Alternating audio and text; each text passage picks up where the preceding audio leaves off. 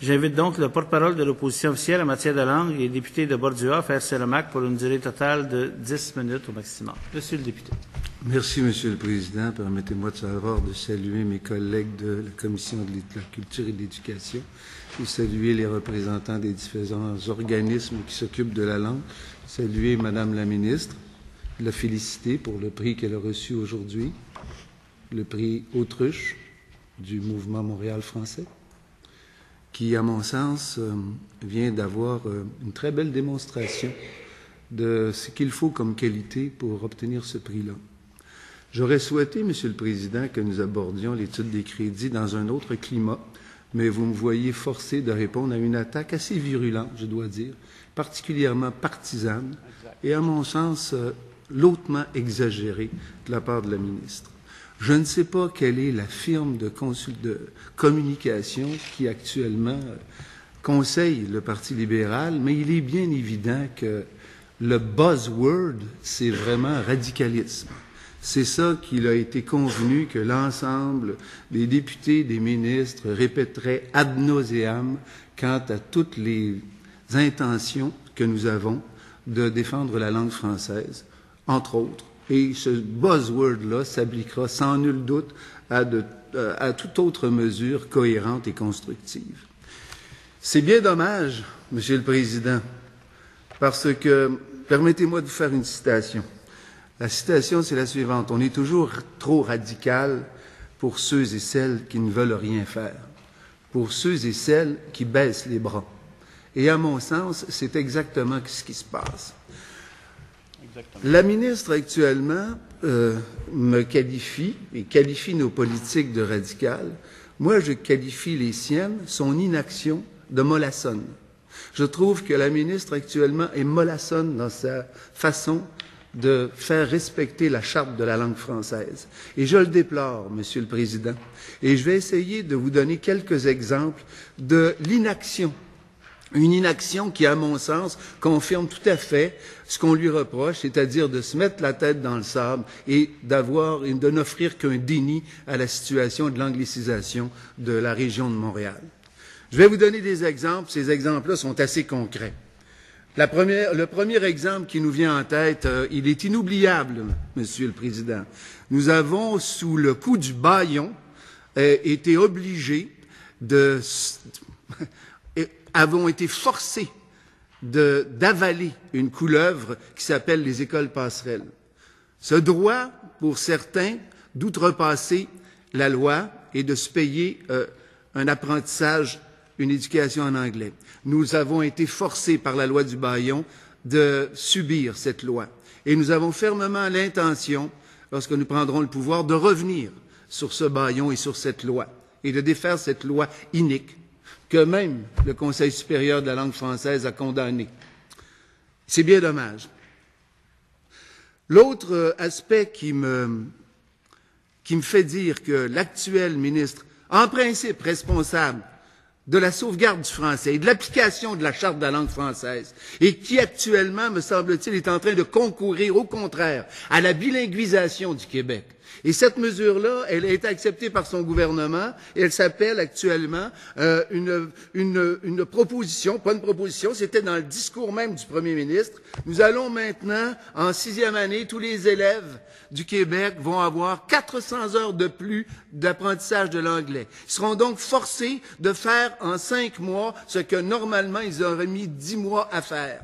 Et cela parce qu'on vient d'ajouter 400 heures, au lieu d'utiliser intelligemment les nombreuses heures qui sont déjà dans le parcours scolaire au primaire et au secondaire, de les concentrer, comme nous le suggérons, dans les 3 premières années du secondaire, et de s'assurer que l'anglais langue seconde soit solidement enseigné, de capitaliser sur les forces et les énergies du système secondaire, sur la compétence des gens qui y sont, plutôt que d'essayer de mettre à jour une mesure qui, de toute évidence, dès qu'on en parle aux gens qui dirigent les commissions scolaires, est une mesure extraordinairement difficile d'application. Et d'ailleurs, la preuve en est dans les crédits actuellement, où pas un sou n'est mis dans cette mesure, parce que tout le monde sait très bien que c'est pour le moment totalement inapplicable.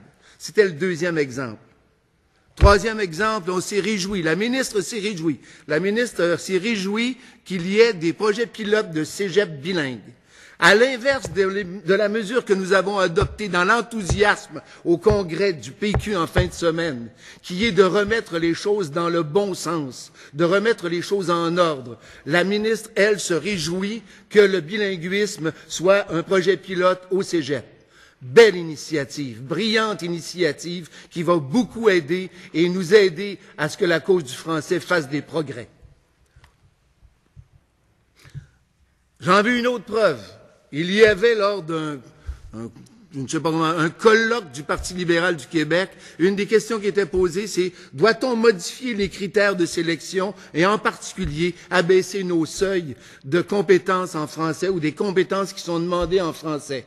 Voilà une autre des hypothèses qui ont été examinées. La ministre ne s'est pas élevée contre cette hypothèse-là, elle n'a rien dit. La ministre ne dit rien.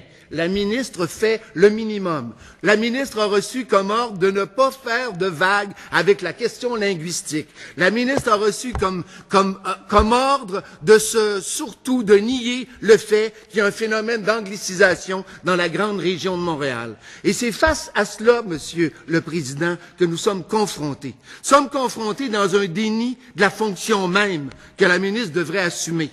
Peut-être que toutes nos mesures ne sont pas celles que la ministre souhaiterait voir mises en place, mais au moins s'il y avait des mesures structurantes, des mesures qui nous aident à donner un signal clair que le français, c'est la langue officielle et la langue commune, peut-être n'en serions-nous pas là aujourd'hui, cet après-midi.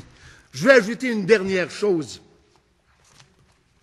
Il y avait dans le projet de loi 103 un certain nombre de mesures proposées par le ministère, donc proposées, j'imagine, par les gens qui y travaillent.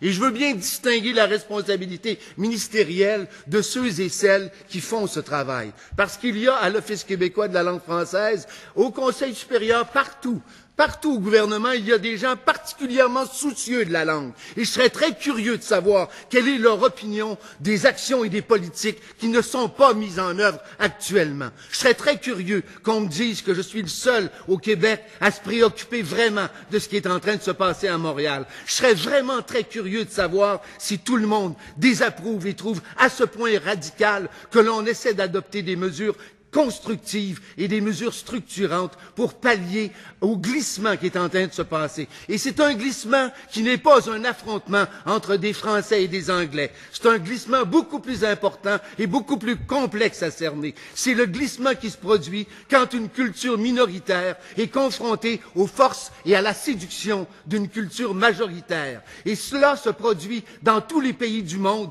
où des cultures minoritaires sont confrontées à des cultures majoritaires. Il y a là une préservation, un souci qu'on doit avoir de sa propre culture, de sa propre langue, et c'est un devoir d'État. Et ce devoir d'État, il doit être assumé par une ministre responsable. Je dis qu'actuellement, la ministre n'assume pas ses responsabilités. C'est tout, Monsieur le Président.